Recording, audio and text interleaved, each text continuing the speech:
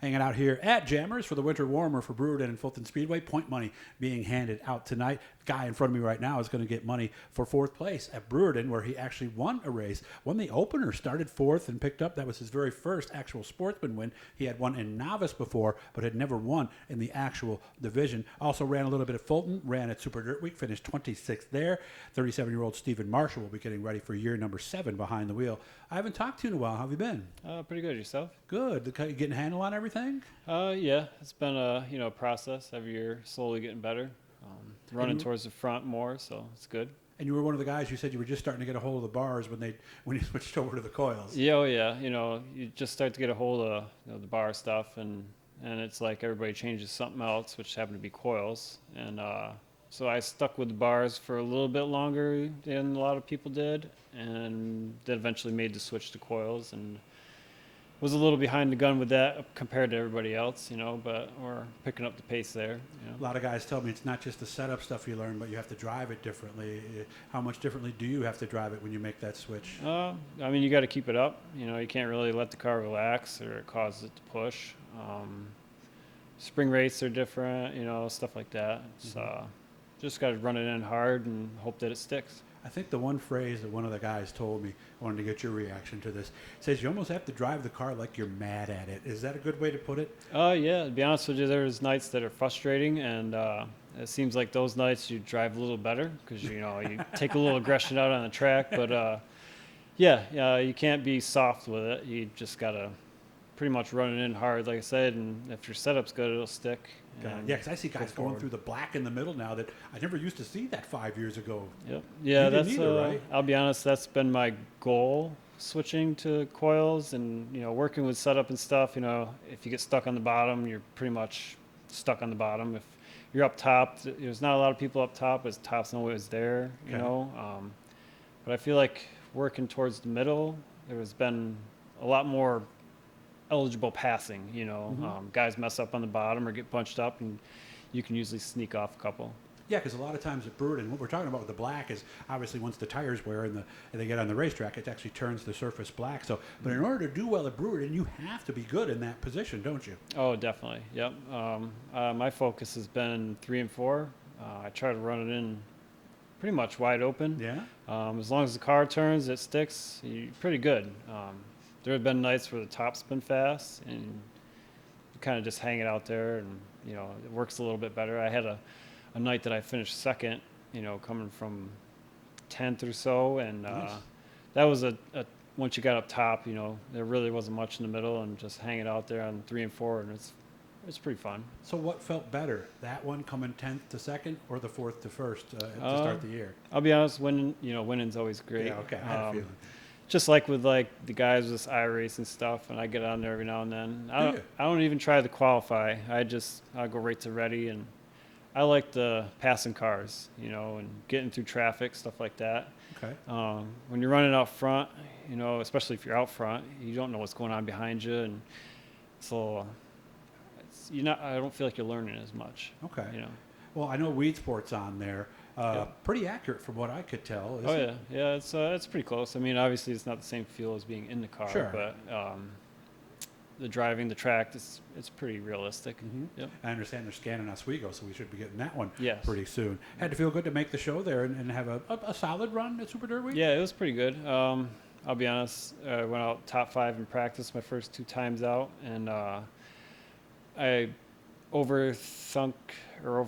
That's a word. We'll go with that. We'll see what the closed caption Right. goes on that one. Turn 3, you get into the bottom, and you want to be as close to the bottom as you can. You get on the bite, whatever bite was there, and the wall kind of comes out, and then it steps back in.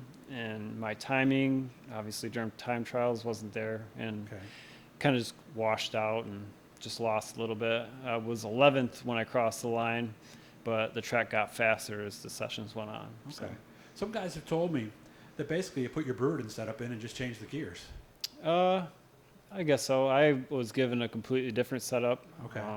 It actually turned out to be very good, and I don't think I did much adjusting. A couple of little tweaks. I went out during practice, and it didn't really help, so I went back to original and stuck with it. And the car was good, just when you start that far back and everybody's kind of on an even Yeah. pace, it's hard. Like being a truck at Daytona, just try to stay out of the way. Right? Yeah, pretty Stay out of much. trouble Yeah. at that stage. Want to thank Jammers again, sports bar and restaurant. My place, I come for NFL on Sundays. Great food here. They always give me the ice cream parlor is where we are because it's not operating, so that way I can get out here and kind of keep it nice and quiet and all that. And again, we want to thank Rudy Plumbing, Earl Rudy, 315-638-RUDY. Whatever you got in the central New York area, they are the guys to call. So how do things look right now? If I was in your shop looking at your car today, what would I see?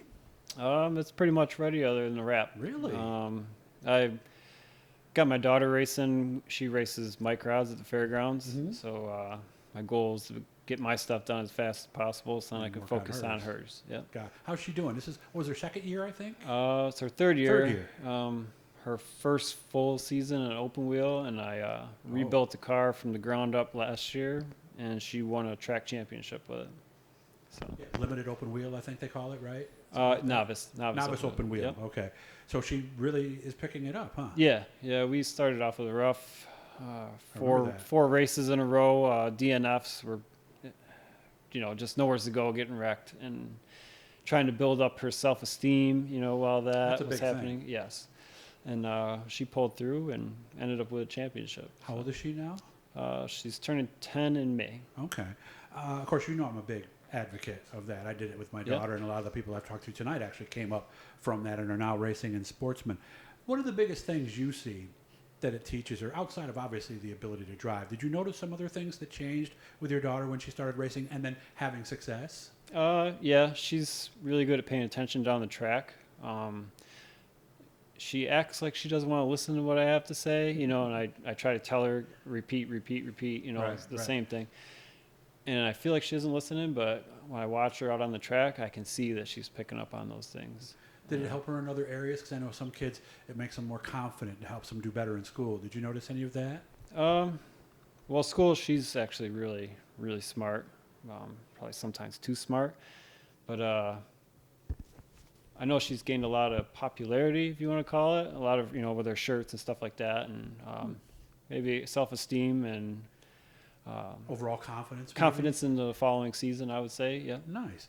Only got about 2 minutes left to go. So what would you say to somebody who maybe is thinking about trying that with their son or daughter? What would you say to maybe convince them that yeah, this is a good thing, give it a shot? I mean, it's nice. It gives them an experience that most kids don't get to have, and you don't need a big budget, No. a big pocket to do it if you're going to go out there and have fun. It's a good way if you think your kid's interested in racing. It's good, a door opener for them without just sending them out there in a big car. Right. Yeah, to make that driving test and the learner's Yes. permit a lot easier. Yep. Trust me. Oh, that too. I know. So, and go to the Cody Manita interview. He'll tell you about one thing you don't want to do when you take your driver's test. You can't 2-foot. I guess that's an automatic. Yeah, that's not a thing. You're not supposed to do that. So maybe you got a few years left before she gets Yeah, into a car. my plan is because we have 2 cars in the garage. My plan is to keep one around for her. I'm not Nice. sure how soon, but we'll see. All right. Good catching up with you. By the way, if you're ever over at Chuck Taylor's place over there on Old Liverpool Road, be sure to stop in. If you had your car painted, chances are Stephen was the guy who did that. Make sure to subscribe, turn on the likes, leave a comment, and if we haven't gotten to somebody you'd like us to get to, just make sure to let us know. Always good to see you, Stephen. All right, And I'm thank sorry you. it's been so long, but I'll stop by. We'll do a lunch someday, okay? All right, thank you.